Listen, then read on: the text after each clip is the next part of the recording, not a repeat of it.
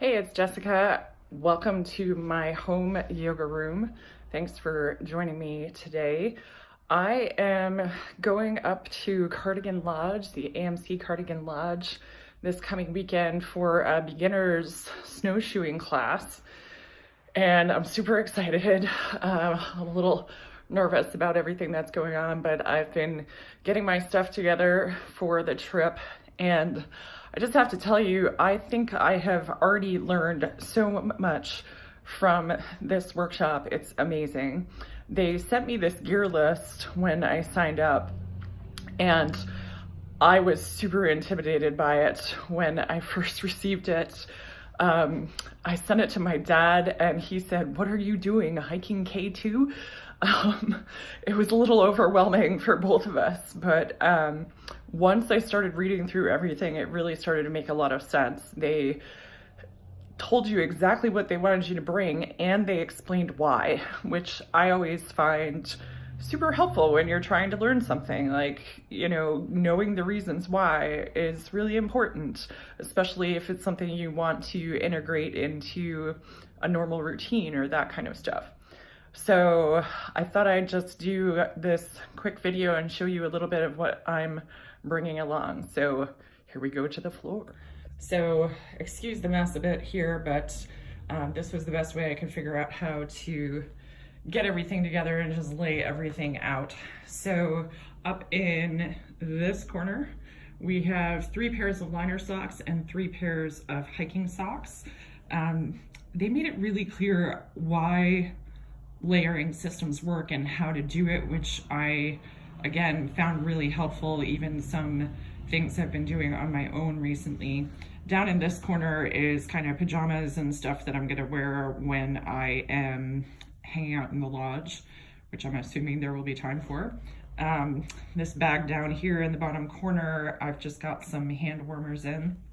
So this next column, starting with the sort of pinkish stuff up the top one is 1 set of base layers, so that's more of a polypropylene base layer.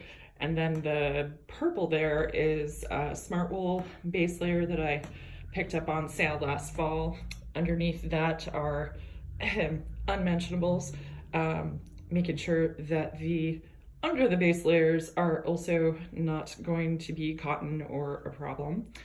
Moving on to the next column, I have 2 turtlenecks at the top there that are this combination of wool and synthetic. And I've had spinal surgery in my neck, so protecting my neck is something that is really important to me. So I will be putting those on over the base layer. Then the next thing down from the top there, those are fleece pants. I've got 2 pairs of those, 1 for each day that we're going to be going out. Smart water bottle is just tossed in there. I picked that up last night because I'm probably going to use that to mix some protein shakes when we get done with the day to help with muscle recovery. Below that, I actually just realized I screwed up. These are the fleece pants, but this is 2 fleece tops. They're half zip tops that'll go over the turtlenecks up there. And then I also have this. I kind of talked about this in the last video. This was not on the recommended list of things, but this is this Ragged Mountain skirt that I just picked up last week, actually in North Conway, and it has pockets on both sides, and I think that's kind of amazing. So I'm gonna bring that along just in case, because that extra protection for my thighs always seem to get cold, so I'm gonna bring that along just in case. So next column up at the top, I have an Outdoor Research Helium-2 rain jacket and a pair of EMS rain pants that I'm going to be using as my shell layer. The pants are full zip, so hopefully you're going to be easy to get on and off over things as we go along, and I may not even need them depending on the temperatures this coming weekend. It's supposed to be fairly warm, actually, last time I checked. Big sleeping bag. Needless to say, this is not a backpacking trip. We need something for the lodge, so figured I'd just throw that in. Next column, hats, headband, neck gaiter. As I go crashing through some things, I'm not entirely sure that I'm gonna need all this stuff, but I'm bringing it along just in case. This is a silk balaclava my dad let me borrow, and he was kind enough to tell me he washed it first. Thanks, Dad. A little neoprene face mask. This is a wind block neck gaiter. I have one of my hand knit hats. I am a knitter, as you will no doubt learn as we go along here. Then there's this Chaukas headband. I've definitely found in the past that when I do start getting warm, I just need my ears protected because the cold wind going into my ear canal can be quite painful. So I'm gonna bring that along, and that might go underneath the hats. And that's a layering system too. The wool hat can go over the synthetic hats that are on the bottom there. Next up is a Gore-Tex shell glove to go over my glove layering system. So this is a really thin, simple Gore-Tex thing that I picked up at REI. Below that, my dad, again, let me borrow these. It's a pair of gloves with the sort of flip-top head and fingers inside, and my liner gloves. So these here and the ones below them, they all actually fit inside of that. So if it's really cold, I think I can put on a thin layer glove. I can put those on, and then I can put the Gore-Tex over top to block the wind and block any outside moisture. And I really like the idea of having gloves so that I can move my fingers and adjust gear, grab snacks, whatever, when I need to. But then generally when I'm hiking, to have mittens, because I think that's just going to be a much warmer and better situation, but I don't know, we'll see what happens. Down here I have a ditty bag with just my personal toiletries and that kind of stuff in it for the weekend. And then this is my Thermarest backpacking pad. It's the one that everybody uses, the X-Lite yellow, whatever it is. I talked about how I have some back problems in the last video. Mattresses, depending on what they're like, can give me real trouble when I'm trying to sleep at night. But that pad is super comfortable. I do have a big car camping pad that's more like an LL Bean futon, it's called. I've been thinking about bringing that along. I'm not sure I just want to haul all that stuff. So for right now, that's what's there. Next column, we have goggles. They talked about if you go off the trail, eye protection is really important. So I do have those downhill skiing goggles that I've hardly ever worn, so I hope they work. I've got gaiters. I've always used those for cross-country skiing, but obviously they can work for snowshoeing. I've got my baskets for my trekking poles, which I still need to figure out what car my trekking poles are in, but that's for another time. Pack towel for the lodge at Cardigan does have showers, so need to bring a towel. This you may find completely hysterical.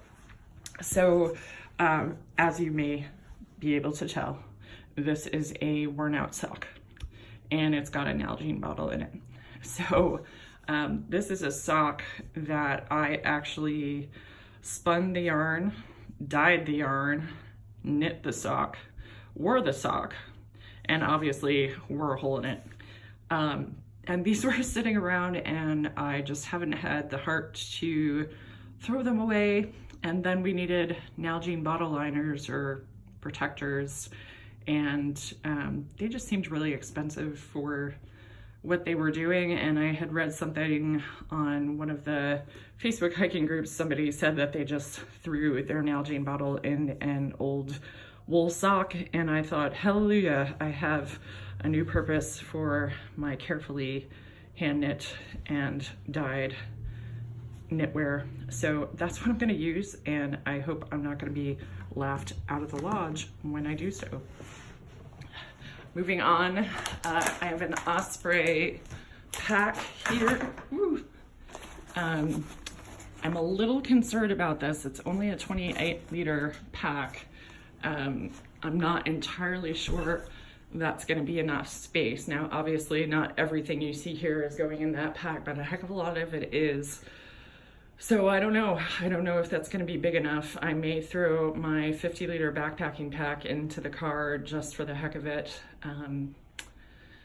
Yeah, I feel like I'm going to be the person that's going to be the total noob showing up with a SUV full of luggage and getting laughed out of the joint, but hey, that's what I'm going for, right? I'm a beginner. I don't know what I'm doing, so better to be over-prepared. Over there, obviously, that's another one of those Nalgene bottles in a sock. That's my ass pad. Gotta love the ass pad. Headlamp, first aid kit, repair kit, gear repair kit. There's batteries in there. There's sunscreen. There's hand warmers. There's lip balm. There's paracord. There's a little bit of Neosporin. This was kind of interesting. They required us to have a candle with us as a fire starter, which makes a lot of sense if you're trying to build a fire in the snow. I can see where having a source of flame that would stay going and be protected by or from water would make a lot of sense. So I found this in some yoga stuff that I had. I've got a Bic lighter in there. I've got waterproof matches in there. There's stuff for dealing with blisters. There's a space blanket, little knife. You know, gotta have your 10 essentials.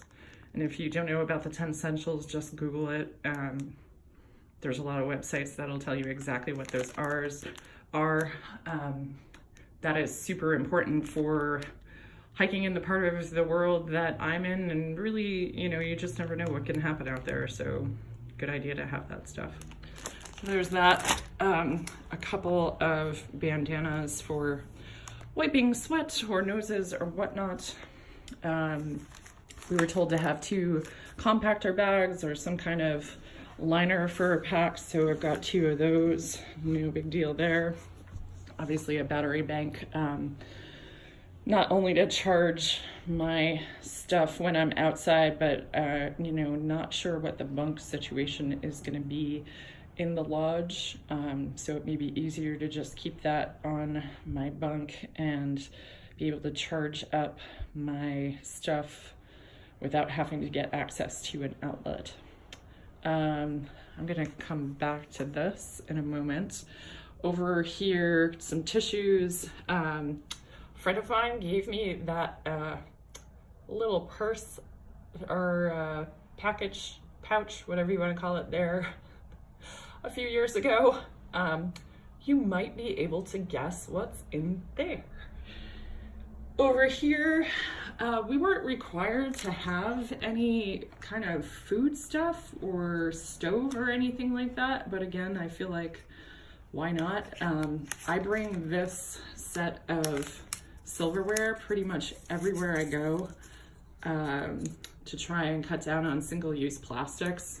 It's one of the things that I've been trying to be a lot more aware of in daily life and also in hiking and backpacking. It's one of the things that kind of disturbs me about some of this stuff that I see going on out there. You know, we're out there enjoying Mother Nature, and then we're throwing away 10,000 plastic baggies each time we go hiking. Seems like a little disconnect there. So I do my best to use reusable stuff whenever I can. So this is human gear, and they click together with opposite sides facing each other and make a nice long spoon or fork and even a knife. That's a Sea to Summit mug, which is probably pretty obvious. This is a Vargo Bot 700. It has my stove in it and my fuel, and I figured, why not? I'm just gonna throw it in. Here, this Amazing Grass protein superfood packets. These are individual servings. I've been experimenting with this lately in my regular workouts, yoga and other stuff that I've been doing. If you, or at least I found it, if you drink something like this after the exercise, there is a lot less soreness, for me anyway, the next day.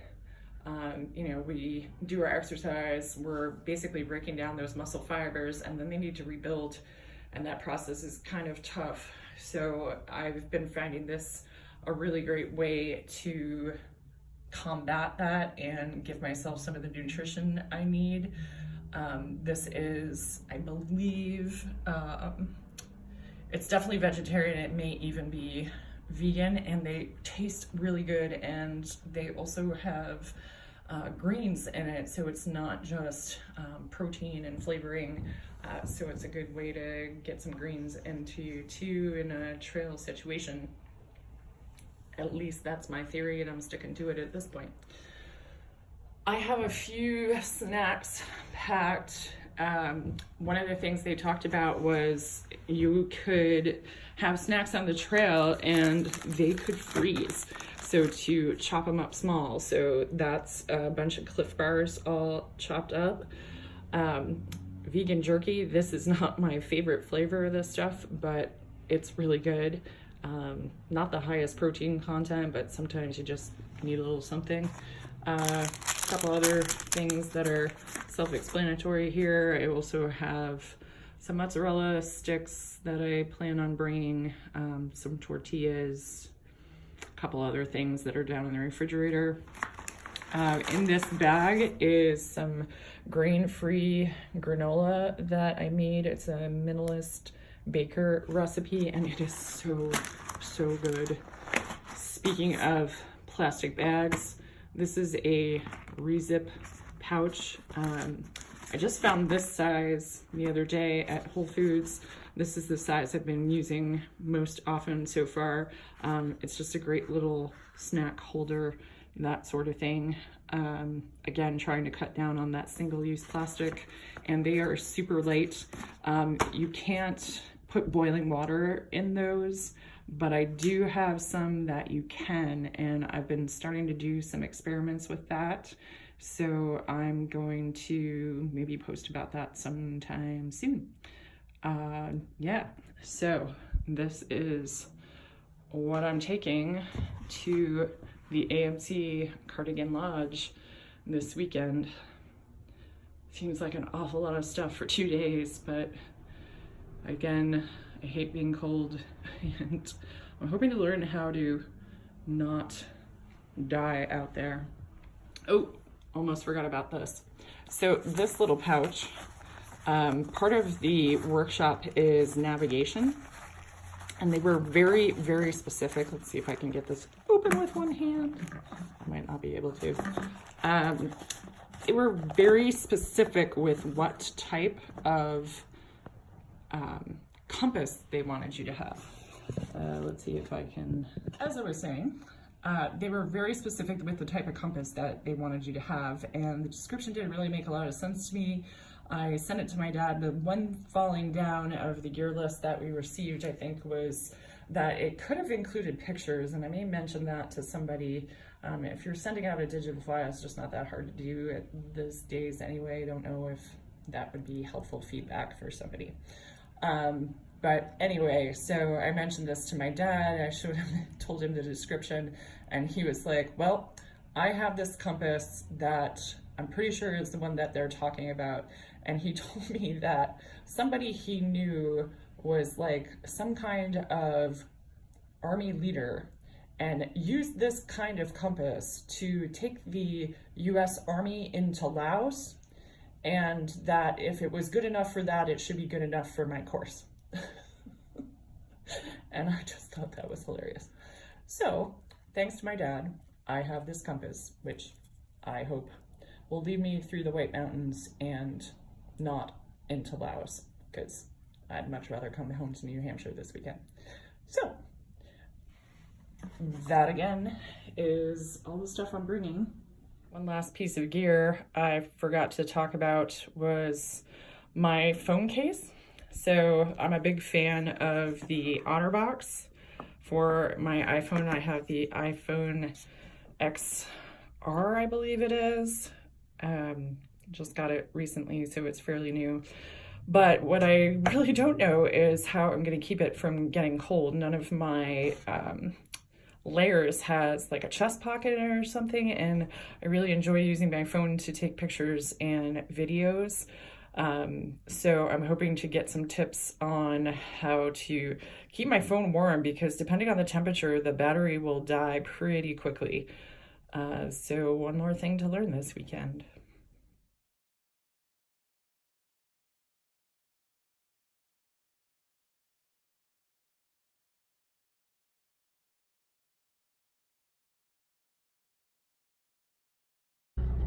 All right, so it is Friday. It is about 2:50 p.m. and I am letting the car warm up so I can head off to Cardigan Lodge. As you can see, I am not wearing a coat.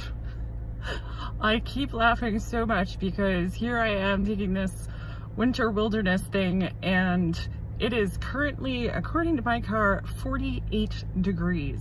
This is crazy. I have 3 tons of gear, I have all these layers, and I keep telling people I'm pretty sure we're going to be snowshoeing in sports bras and shorts. This is just nuts. But it is supposed to snow up there at some point during the weekend. High about 40 degrees. You know, we'll see what happens. Up on a higher elevation with some wind, it's possible that it will not feel like 40 degrees. So I'm really excited about this. I just keep thinking about how grateful I am to do this, and that I gave myself this gift. This is basically an early 41st birthday present for myself. You know, people always ask me when I do stuff like this, are you going alone? Well, yeah, I'm going alone. Why not, right? If I waited around for the rest of the world, I would never do anything. So I am looking forward to being a student in a way that is totally different than what I'm used to doing. I am always in the seat of the teacher, and it's going to be really nice to sit back, let somebody else run the show, and just get to learn some stuff. So I'm super excited about that. Hopefully I'll be able to take some videos and things on my way up there during the weekend. I've got one quick stop to make, and then we'll be there. So thanks for coming along for the ride, and wish me luck. I'm still a little nervous, so we'll see how it goes. See you in a bit.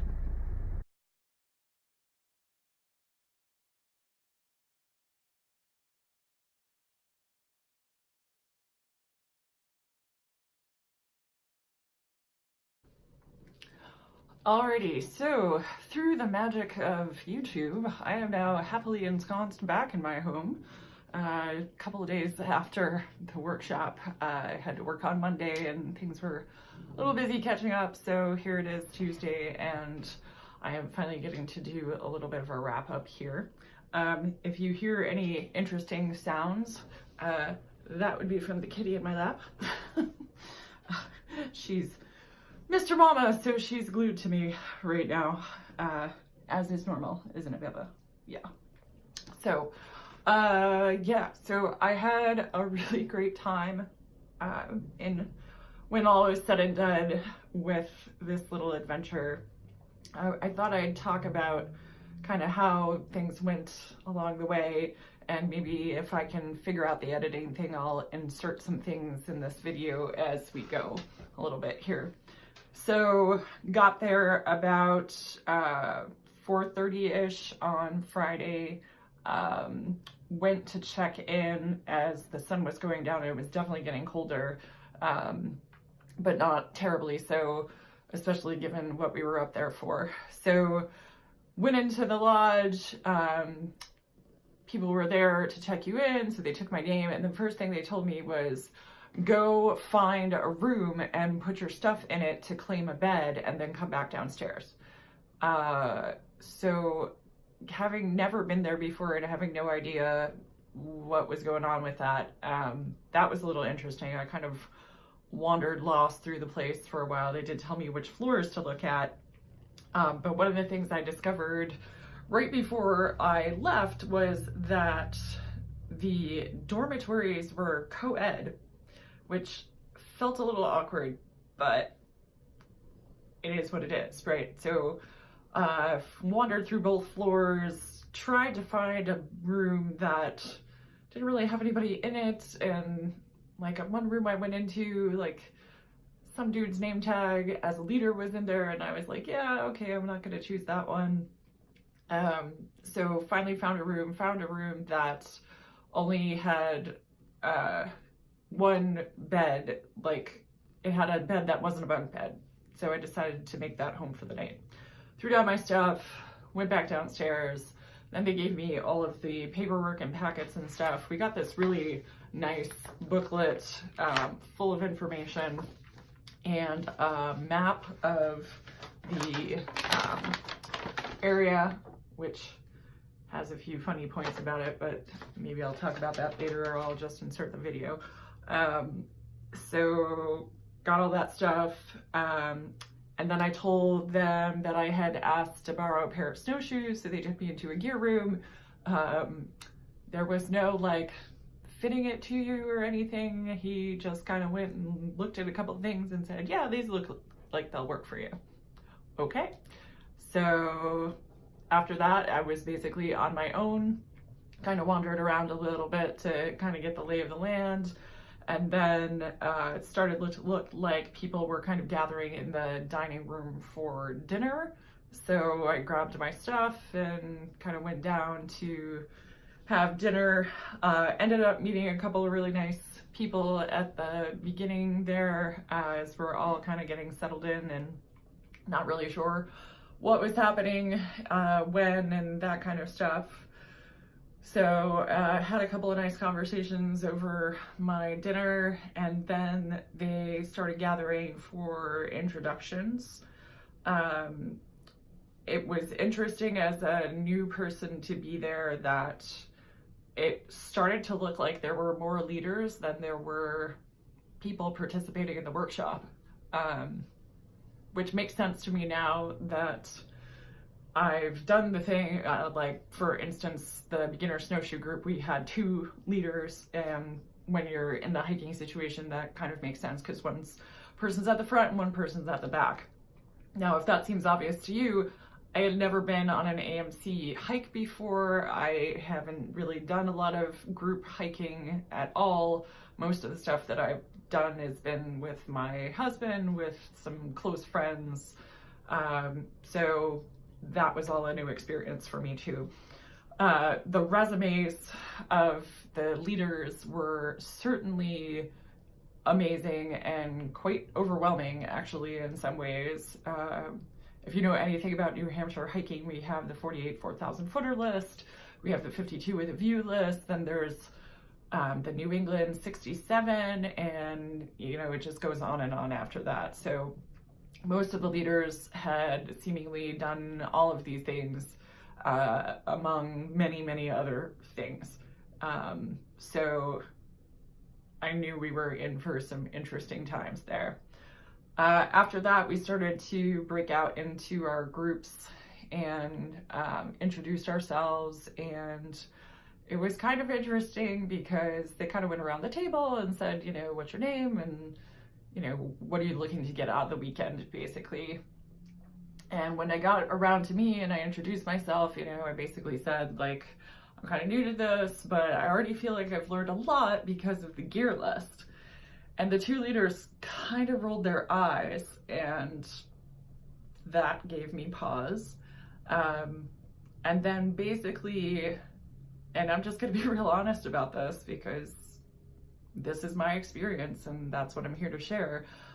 They basically started to say that the gear list was too much. They've been trying to get it changed for years, and that they really hoped we hadn't bought everything on the list.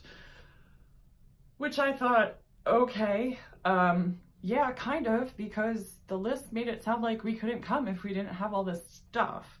Now, there were a few things that I definitely didn't do. You know, I'm an apartment dweller. I run a small business. I don't have unlimited funds for this. In fact, even doing this thing was kind of a big deal for me. You know, it came out of money I've been saving for a while. Like I said before, this was sort of an early birthday present to myself. You know, I can't just go flinging money at these things anytime I sort of willy-nilly want to. I was pretty proud of myself when I did go shopping for things that I didn't have that, according to that gear list, I needed. I managed to do so for about $60, and I got a lot of stuff, but I also had some pretty good resources in the area. But anyway, so, you know, that was kind of interesting, and we just kind of talked a little bit about like what we would do for the weekend and that kind of stuff. Some people had a real hard time getting into the place that night because the traffic out of Boston was so bad. So there were some late arrivals. So we just kind of went over equipment, and the one leader unpacked her pack and showed us all of the stuff that she would typically bring on a hike, not just as a hiker, but also as a group leader. And this was an important and interesting aspect, I think, of the weekend, was the emphasis on the difference between group leaders and the equipment that they are trained to carry with them versus what we might normally take. And then sometimes the blurring of those lines of distinction. So it was interesting to see what she unloaded. It was interesting to see some of the homemade hacks that she had done. She had made a puffy skirt out of a vest that had been torn. So there was some serious ingenuity in some of her stuff. So that was pretty cool to see. And made me feel a little better about the hiking skirt that I had bought at Ragged Mountain Equipment before I came to the workshop. So then we basically said, you know, we're going to bring our stuff down the next morning and go through all of that before we headed out. Okay, so I obviously need to put my phone on airplane mode when I'm doing this because, yay, business calls interrupting you. Anyway, so yeah, so there was happy hour afterwards. They had a bunch of hors d'oeuvres and stuff out, which was nice, but you know, I'm not much of a drinker, so I really wasn't sure how that was gonna go. I did have a few conversations with some people, and then it was pretty much off to bed. One of the things we also had to do when we signed in was sign up for a job. So this was another interesting aspect, I thought, of the weekend. Basically, in order to keep the cost of the workshop down, everybody does chores and other things throughout the weekend, mostly helping with the kitchen staff, because everybody that was leading was volunteer and everybody that was working in the kitchen was volunteer. So I found that kind of cool, actually. I've been with other groups and things that have done that before. So the way it was presented to me, they seemed like they were sort of concerned that there might be a bad reaction to it, but that was no problem to me at all.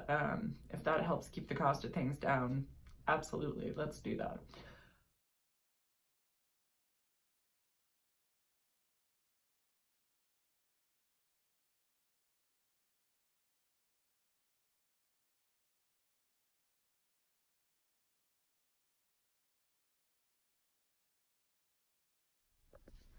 Good morning, it's day 2. Everybody's already at breakfast.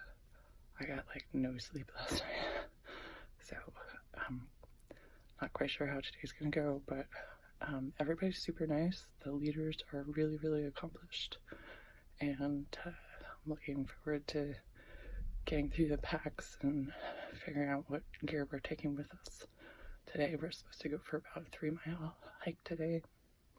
I'm really glad I brought the bigger pack because they're recommending that I take my 55 liter instead of my 28.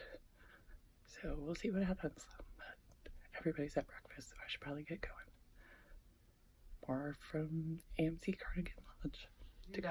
About 10 after 7, I roll downstairs to breakfast and everybody is sitting there and food is already gone to some degree. So it was really more like, breakfast is at 7 and you better be there. Luckily, it wasn't a problem. I had food, and the food at this place just kept coming and coming and coming.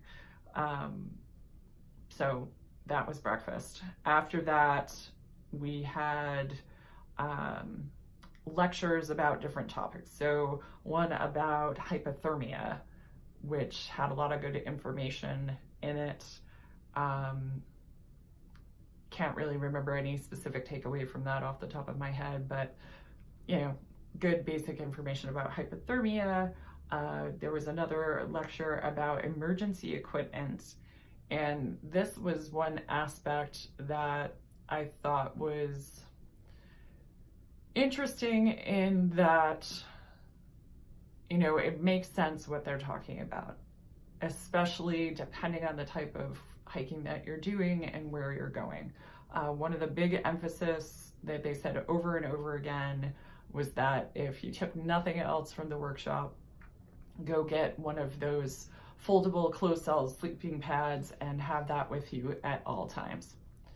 Now, again, I think that is perfectly understandable, I guess you could say, for what their majority of the things they're talking about. They are climbing the 4,000 footers. They are going out for long distances, that kind of stuff.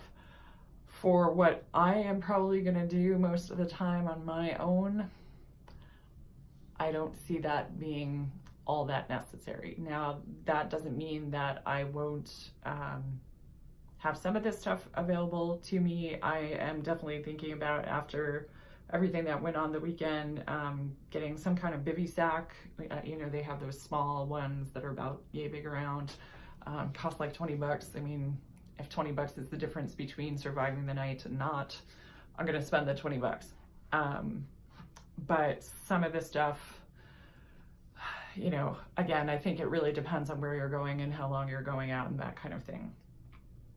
So emergency equipment, there was a brief conversation about nutrition, and I was a little bit disappointed on that one because it was basically, you know, you have to make sure you continue to eat throughout your hike. It also kind of highlighted the meals that they were doing at the workshop, mostly that, you know, what you eat for breakfast this morning is not fueling your hike in 2 hours. It's what you ate yesterday for dinner. It's what you ate yesterday for lunch that is really fueling that. And, you know, again, that makes a lot of sense to me, but didn't really go into much depth about, are we talking carbohydrates? Are we talking protein? How much do we need? What should we be bringing with us? That kind of stuff. So it was very not specific, whereas so much of the other stuff was very specific. So that was a little bit of a disappointment on that one. Then they had somebody from the backpacking workshop come in and delayer for us, which you can imagine was somewhat riotous. So they went through this whole thing. Now, this is a person who was basically going to be outside for 3 days in a tent, you know, so way more layers, again, than you might have for a day hike or something like that. But again, interesting and good information. And, you know, I think one of the things about this, for me anyway, is that every time you see somebody show you what it is that they do, it gives you ideas. It helps you decide what you might do or what you might need or that kind of thing. So each time that happened, it's definitely an education. I think a lot of the reason why YouTube is so interesting for hikers is just for that reason, right? We get to meet other people that we might not normally meet. We get to see what they do and get some ideas of what may or may not work for us because of our own individual preferences, body types, all of that kind of stuff. So that was interesting and valuable. They did talk a little bit about hydration, mostly that people tend to not hydrate because they don't want to pee, especially women on the trail. I always think that's kind of an interesting thing anytime you talk about hydration in public. The minute you start to talk about hydration, and especially the idea that when you're thirsty, you are already dehydrated, what does everybody do? Picks up their glass of water. Okay, so we break into our groups and we basically bring all of our stuff down because, again, we are the beginners group. So, you know, making sure that the things we needed were all there. Now, I really thought this was going to be a pack shakedown, like pull everything out down to your underwear and see what it was. It was not that. And one of the things they did say during the weekend was that they are treating us like adults. This is an adult workshop. So again, I can kind of see why that happens. But the big things they checked were our boots and our traction devices. So this is one spot where I felt like my experience working with beginners in my own work really started to show up a little bit for me. I don't know how else to say that, but so they asked us all to get our boots out and we're all holding up our boots and they're like, show us your insulated boots. Well, I had a pair of boots I bought for winter. I didn't buy them. I bought them years ago, not necessarily with the idea of snowshoeing or hiking in mind. However, they're Merrell boots. They're pretty decent looking boots. You know, I showed them to my dad over Skype or whatever you want to call it, and he seemed to think they were okay. So these were the boots I had. Now, this is a big ticket item, obviously, along with the snowshoes, and part of my reasoning for even doing this workshop was I wanted to see if I actually liked doing this enough to invest in the big ticket items. That hence the borrowing of the snowshoes. So I hold up my boots and we're all in a circle and the one leader points at me and says, not insulated. Well, it's a good thing that I have a little bit of a tougher skin, I suppose, than some, because if I did that to somebody in one of my yoga classes, they would walk out the door. Like, that's not how you treat people. So I was a little annoyed by that. I am also not exactly a standard size, let's say. I wear a US women's 11 shoe. I'm nearly 6 feet tall.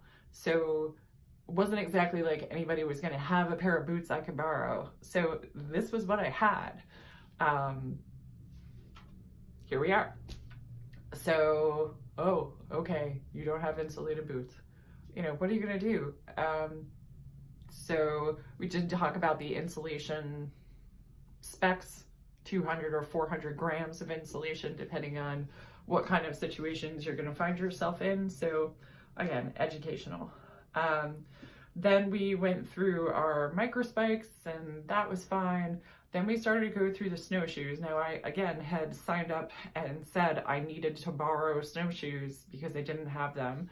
They were given to me by the person running this thing. When I showed them to the group leaders, they said, yeah, we've got something better for you in the car. And thank God they did.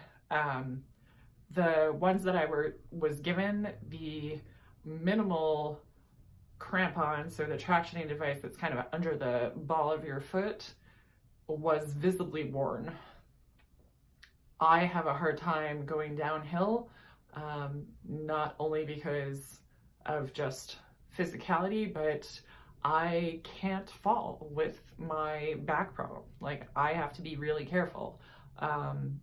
So thank God they had better traction snowshoes that I could borrow from the group leaders, because once we got out there, that really became a really good thing. So switch those out. We talked about layering, that kind of stuff, and then basically it was time to go outside. So again, beginner snowshoeing, right? So I thought we were gonna go walk on some trails, pretty easy stuff. Like, I wasn't really expecting anything too terrible. I also had to switch all of my stuff into that 55-liter pack, and was carrying a fair amount of equipment. Now, I have been doing some walking and hiking and that kind of stuff this winter, far more than I have in the past, but not while I was carrying anything of significance. So I got 2 Nalgene's full of water. I've got all sorts of extra layers. Now I have snowshoes strapped to the back of the backpack, and it was a fair amount of weight. I definitely felt like I was carrying a significant amount of stuff. So we go out there, and we had looked at the topographical map that they'd given us and kind of gone over how to read that and what places would be steeper and this, that, and the other thing. And we had our compasses and that kind of thing. But it's really hard to look at something like this and really have an idea of what that's going to mean for you effort-wise once you get out there with a pack on your back with snowshoes strapped to it for quite some time. So the trail that we were going up was the Manning Trail, for anybody who might be curious, if you get up to Cardigan Lodge sometime. And we were going up to Piper's Ledge with the possibility of going to Fire Screw, depending on how things went. It was significantly steeper than I was really expecting. Now, the majority of the time we were out there, we used just our micro spikes. And again, it was a beginner snowshoe class. So the trail was packed well enough that snowshoes weren't necessary. So about 3/4 of the way back, we did switch out to the snowshoes just to get snowshoe experience. So a couple of things happened on that. First of all, we didn't know in advance. They told us that we needed to bring our lunch for Saturday, but nothing was said about whether it needed to be a lunch that you could eat inside or it needed to be a lunch that you could eat outside. Luckily, I did like whole wheat wrap with almond butter and jelly, which is something I would normally never eat, but I just didn't know what else to do. I also threw some raw cacao nibs on it and some shredded coconut for a little interest, a little magnesium. So we get out there and, we're going up the hill and people start saying that they're hungry. So we stopped for like 10 minutes and, just stood on the trail and ate, which was fine. We had to move out of the way to let some people go by at one point. So really short time to eat. And again, knowing what I know now about winter, like you can't stand around forever, you're gonna get cold. So we did that. I really learned a lot about group hiking. Like I said, I've never been on an AMC hike before. So we all kind of line up and one leader's in the front and one leader's in the back. And we're just going along. Now, I'm the type of hiker where I want to stop and take pictures. I want to look at the trees. I want to just feel the sun on my face. We just kept walking. There was not a lot of conversation. And that was pretty disappointing to me. There was a big discussion about slug trails on trees at one point. Okay, but we're going along and we're going along, and we get to that Piper's Ledge, and off to the left is this amazing view. Now, it was a beautiful clear day on the first day, or at least clear enough, right? I look to the left and there's Mount Cardigan, which I had hiked in the summer last year, coming from a different direction. I had gone from the state park up instead of from the AMC side. And, you know, the fire tower's up there, and it was just a perfect shot of the mountain. And I was at the back at this point, and I finally said, you know, I'm sorry, but I need to stop. I'd like to take a picture. Oh, yeah, you know, like everybody else had walked by this, and I was like, hello, there's the mountain. You know, that, I think in a lot of ways, that was sort of the most disappointing thing to me about the whole thing, was like this seemingly, you know, check off, we got to get to the place. You know, to me, hiking is not about checking off another peak on my list, or, you know, just saying that I made it to the top or whatever. It's really about enjoying the experience that we're having out there in Mother Nature, in a place that I hadn't been before too. And again, I don't know if that was because of the workshop aspect of this weekend. I don't know if other AMC hikes are like that, where you're just like going along at a pace and you just keep going. So I'll be curious to see. I may try a couple other things, but that aspect of group hiking was really not for me. We did stop, we took some group pictures, everybody got individual pictures, that kind of thing, once I said something. And then the decision was made to turn around at that point and head back. So going back down, there were some very steep grades going down, and before we got to that Piper's Ledge, I had actually asked, like, is this the trail we're coming down? Because I was already concerned.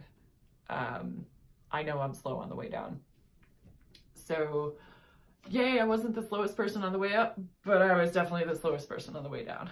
And, you know, we were still in micro spikes on the way down. I swear some of the incline was just like straight down. We did have poles, so that definitely helped. And one of the things that you talked about is, you know, a lot of people really like winter hiking because the snow packs in and then you don't have any rocks and stuff. It's just very filled in and not a lot, because here in New Hampshire, and especially in the White Mountains, you know, we're known for our rocks and roots. And, you know, I look at some of these hiking videos from places like Colorado and I'm like, that's the trail, that's it? They don't have to like climb over all these boulders and stuff.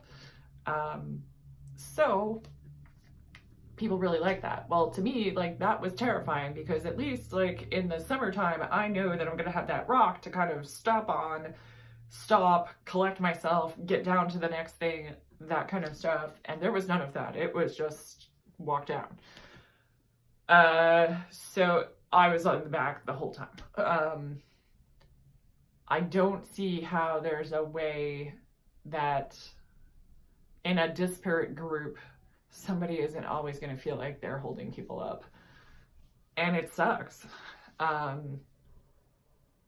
will say in these things, I think it's important to, in any learning experience, to learn what you don't like too. So group hiking, you know, I may try it again, but I wasn't thrilled with how that all went, really. So we got 3/4 of the way down, we finally put the snowshoes on. And what was really weird to me with the particular snowshoes that I had tried out a couple other things from some friends previously, but for whatever reason, I think because they were really good snowshoes, I don't know, it was a very odd sensation as you're walking along, that when your toe went down like through the snowshoe, there was this sense of like there was nothing underneath you. And I think that's kind of how it's supposed to be, but it just was very disconcerting. And the grade wasn't too bad at that point going down, but it was definitely making it harder for me. There were points where my knees were absolutely killing me on the way down, and I don't know if that was the grade or the other thing that I will say, the boots that I was wearing were not great for downhill, because I tie my regular hiking shoes, so I typically wear trail runners these days, and when I tie my typical hiking shoes, I tie them with a heel lock. And I learned that from like Googling around, and that keeps my toes from running into the front of my shoe and makes a huge difference for comfort level when you're going downhill. And it's just a little lacing trick. I think runners do it, that kind of thing. I'll try to include a link or at least a picture or something of how that works. But that's made a huge difference for me. The boots I had on weren't really, I didn't even think to do that, and I don't think there was a possibility of being able to do that. So that was also causing me trouble too. So if I decide to look for new winter hiking boots, I'm definitely going to find ones that I can do that heel lock situation with, because I think my toes will be a lot happier. I did notice the next day that I actually broke a toenail, so that's not so good. Finished off our hike, got back in, did some stuff with navigation, learning how to use the compass, drawing a line on a map, and I don't know that you'll be able to see it here, but we drew some lines, wrote in some different declinations and stuff. Figured out how to add the difference in the declination because of where we are located to our calculations, and with the idea that we were going to do a bushwhack the second day and get more experience in following that. As a vegetarian going into this, I always bring backup with me, because anytime I'm going into a situation where I'm not really sure what the food is going to be like, I make sure that I have something that I can just survive on. The vegetarian options were wonderful. They did a really, really good job of making sure that we were all taken care of. That particular meal, and again, like the food was just in insane quantities there. That particular meal, I'm trying to remember everything that we served. There were green beans, there was garlic bread, there was salad, and it was Caesar salad without anchovies in the dressing. Thank you. Gosh, what else? For the carnivores, there were giant slabs of pork. For the vegetarians and vegans, there was a really wonderful bean chili that had quinoa in it. There was a vegetarian lasagna, which we actually ended up sending back to the kitchen and telling them we would eat the next day because it was just too much food. There was applesauce, there was rice. Oh gosh, I can't even remember all of it. I mean, like the food just kept coming. It was insane, the amount of food. I guess a lot of people go there for the food, and I can totally understand why. So again, for the cost of the program, I think the food value was certainly quite high. The evening activity, again, an interesting way of putting this forward, but the evening activity was that we all had to bring our packs down to the living room area. They did a skit with the leaders half the leaders pretended that they were a drunk group of hikers where somebody got injured, and the other half of the leaders pretended that they were the AMC people that were trained in wilderness first aid and were here to save them. So it was fun and it was interesting, and they did show us basically like an accident scene control situation and how they would handle that. And it was good to see some of the emergency gear in action. So they took a person and they got them on the sleeping pad that they want everybody to carry with them, and they had a tarp, and they did the human burrito thing that they talked about, and they actually brought in a litter and got her on the litter and literally like picked her up and handed her off, and she got passed around the room quite a bit. It was kind of hilarious. But it was good, again, to see, you know, in a mock situation, what you might do. Then we got broken off into groups. We had to bring our backpacks with us, and the people that were in the leadership training then got 2 scenarios that we all had to act out while they managed them. So after that, this was kind of the pull of that thing, making sure people go, that after that they would be served dessert. And dessert ended up being brownie sundaes with ice cream and toppings and everything. Like I said, food was crazy. Of course, 9:30 at night eating that stuff, you know, maybe not so great. But at that point I was like, yeah, I'm having my ice cream. So dessert, and then one of the leaders of my group actually did a slideshow about the Alpina Trail in Switzerland, which he had done with an AMC group, at least part of it last year. And so that was really interesting to see, a trail I hadn't heard about before.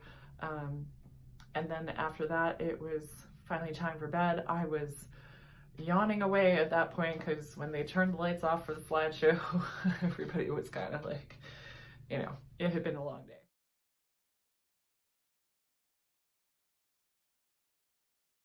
Now, the big thing on Sunday, we did have a storm come in on Sunday.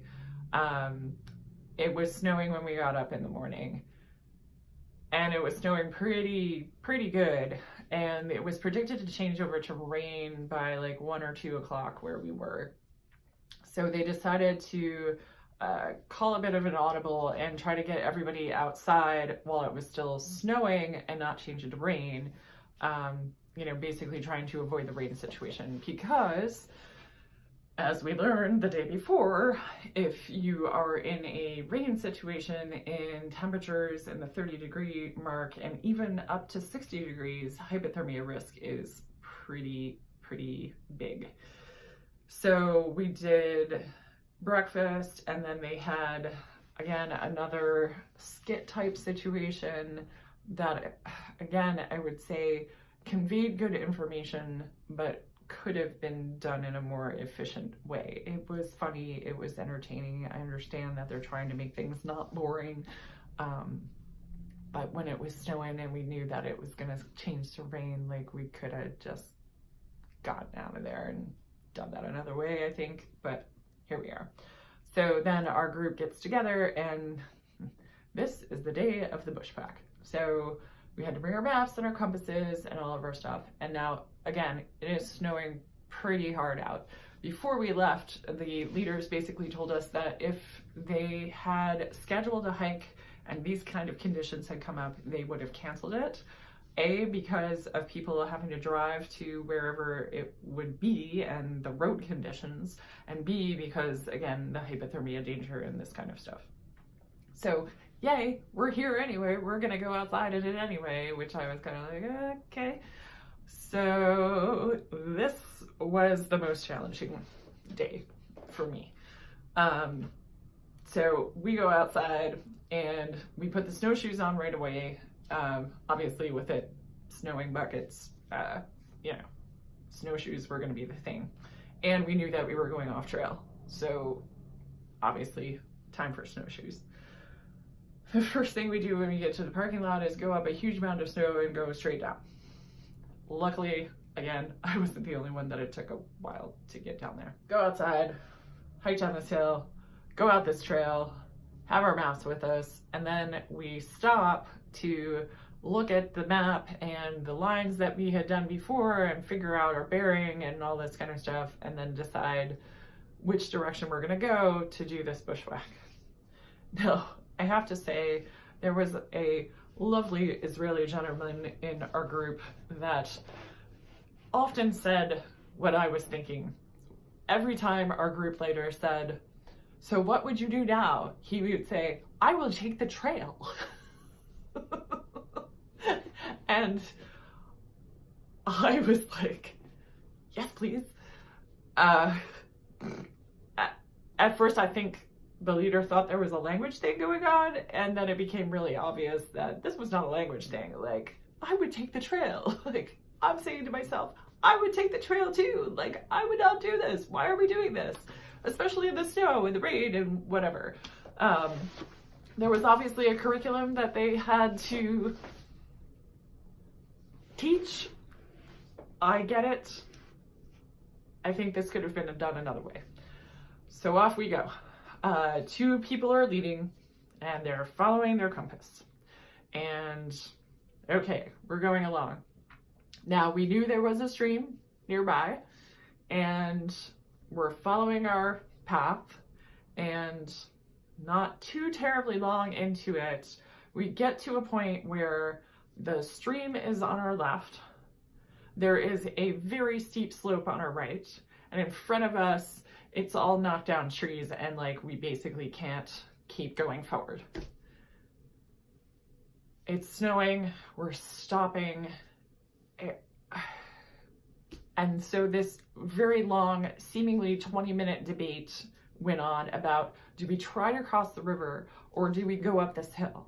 Well, I don't want to go up the hill. Well, I don't want to cross the stream. Well, what are we going to do? We can't get around that tree. Blah, blah, blah, blah, blah, blah, blah, blah, blah, blah, blah. Meanwhile, I'm starting to lose feeling in my toes because I don't have insulated boots.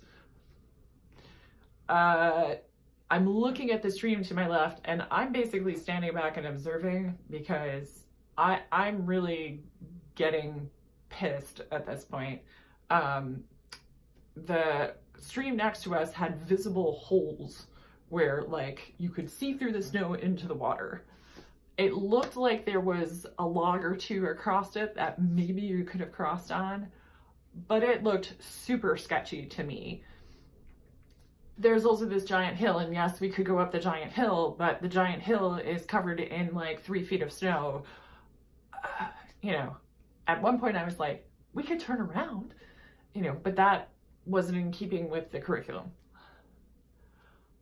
It just kind of went back and forth, back and forth, back and forth.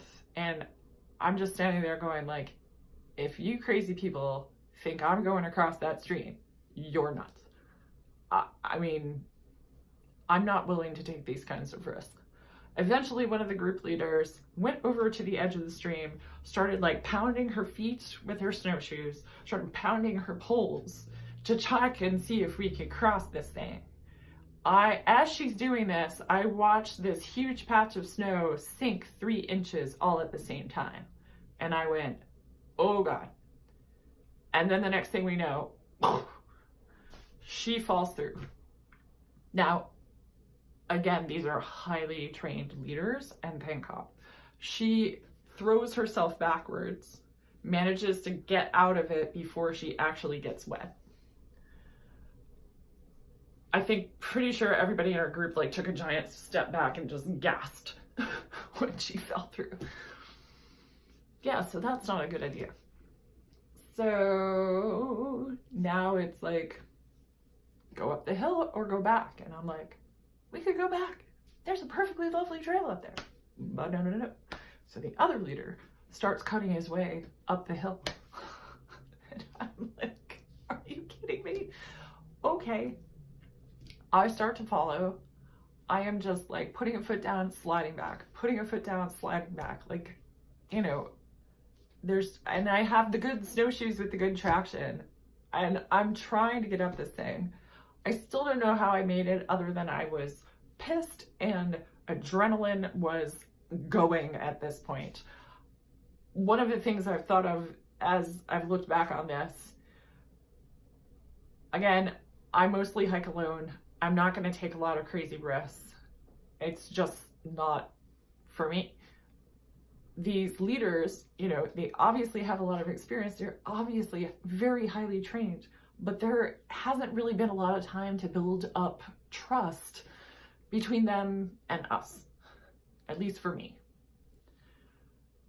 So I'm trying to get up this thing, and I'm looking like, okay. So I'm going along. Now at one point I sink in over my gaiters. My gaiters are pretty much up to my knees. So I'm up over my pants.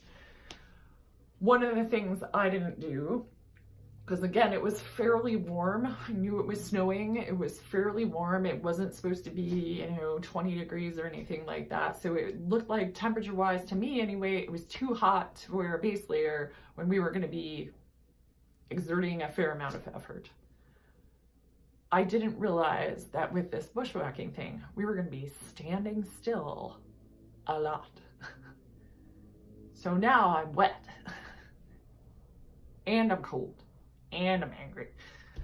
I finally get to the top of this thing and I say to the group leader, I'm wet now. He's like, oh, do you have rain pants? And I said, yes. And he said, well, they're probably not full zip, are they? And I said, yes, they are. He's like, oh, good, put those on. Okay, well, now I'm futzing with the freaking zipper of my rain pants, which I haven't used very much, so part of that's on me, but I just could not get these stupid things there. Meanwhile, everybody else is trying to get up the hill, and it was not easy for anybody. So finally get the rain pants on. We're finally at the top of the hill. Like, okay, we're gonna keep going. Like, okay. So the next few people, there were only 5 students in the group, so the next 2 people, they start off, they're doing their thing. We are sinking in. I mean, again, I'm like 6 feet tall, not quite 6 feet tall. I'm sinking in above my knees. We're struggling through trees and just crap, and eventually they put me in the front, and I take out my compass and I figure out which direction I'm supposed to go.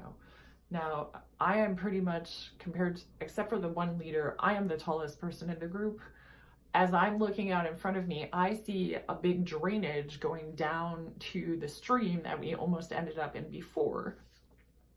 And I'm like, I ain't going there. And it's sort of a joke now, right? Like, don't go left. Only go over to the right. So I start off and I go wide right. And I'm going along. Next thing I hear from behind me is like, you're way off, blah, blah, blah. And I'm like, I ain't going in that river. Once they finally got up to where I was and could see the drainage, I was like, yeah, that's what I didn't want to go down in. Oh, okay. And I came back around to the mark, whatever. Fine. We keep going. Now, at this point, I'm starting to lose feeling even more in my feet. As we're going along, I'm going, yeah, okay, there's my right big toe. Yeah, there goes my left big toe. Wonder how long the other ones will take, because we go a little ways and we stop and we have to check the compass and we're struggling through all this stuff, and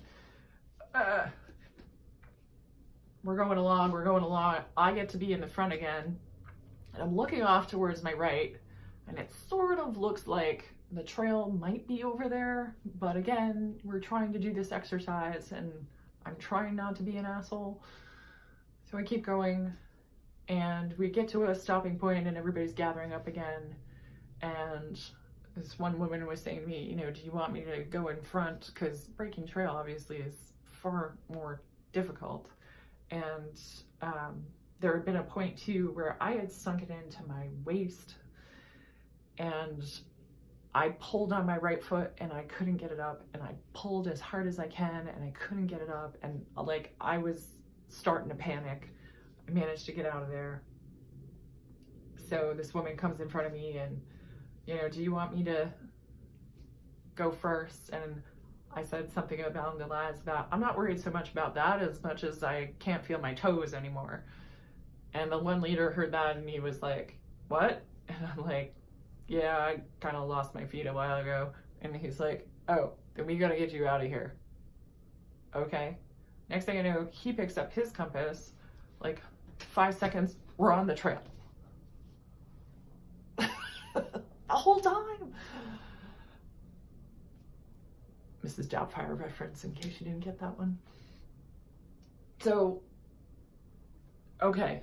It was at that point that my trust in them went exponentially higher, because at that point I was wet, I was confused, I had no idea where the hell we were, and he just like got us right out.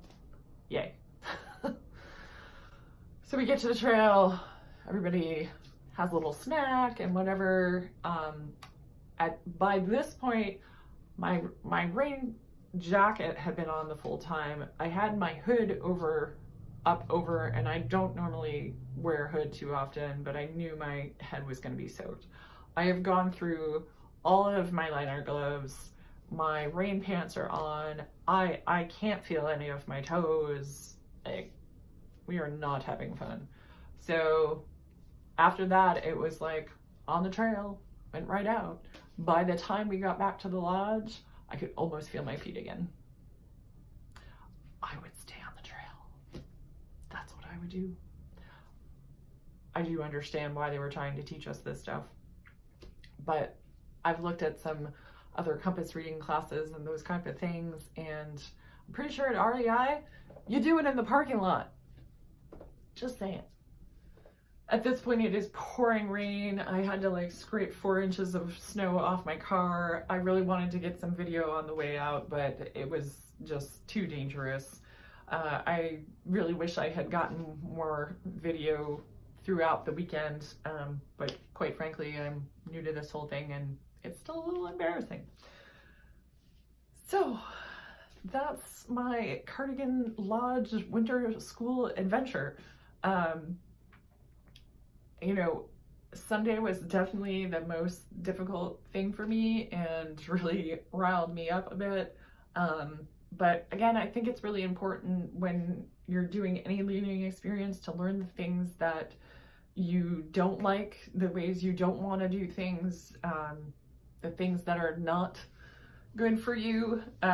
So, you know, I will be staying on the trails as much as possible, you know. And yes, it's good that I have a little more skill with a compass than I did before, because I basically had no skill with a compass other than north, that way, you know, that kind of thing.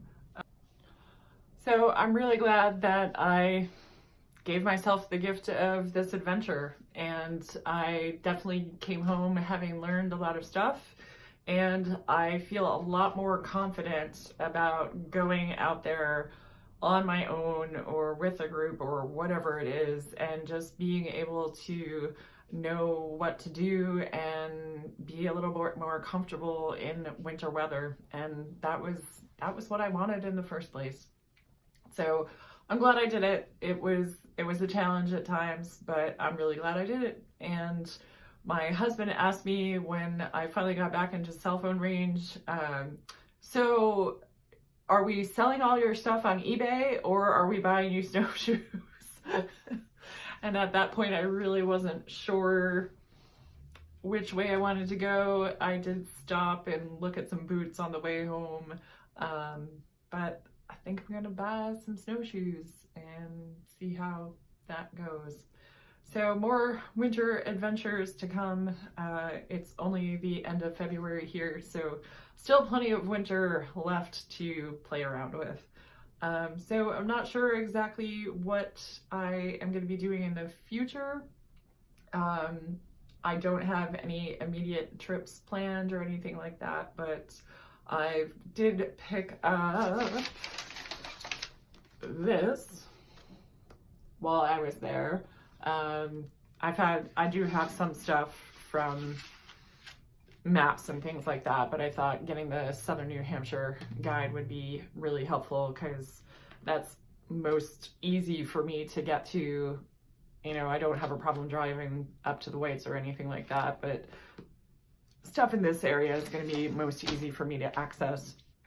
And yeah, I really hope to get back outside. We are having terrible, terrible windstorm actually the last 24 hours, which is part of the reason why I'm not outside right now, because it is a beautiful blue sky, sunny day, but the wind is just too much right now for it to be safe. So I hope to get out there sometime soon and hope to take you all along with me. Thanks so much for joining me. I hope you found this interesting. I hope you found this helpful. If you're thinking about doing an AMC course, I would definitely recommend it. You don't know what you're going to be up against, and it may push your boundaries a little bit, but that's not a bad thing either. So thanks again for joining me, and I'll see you again soon. Bye.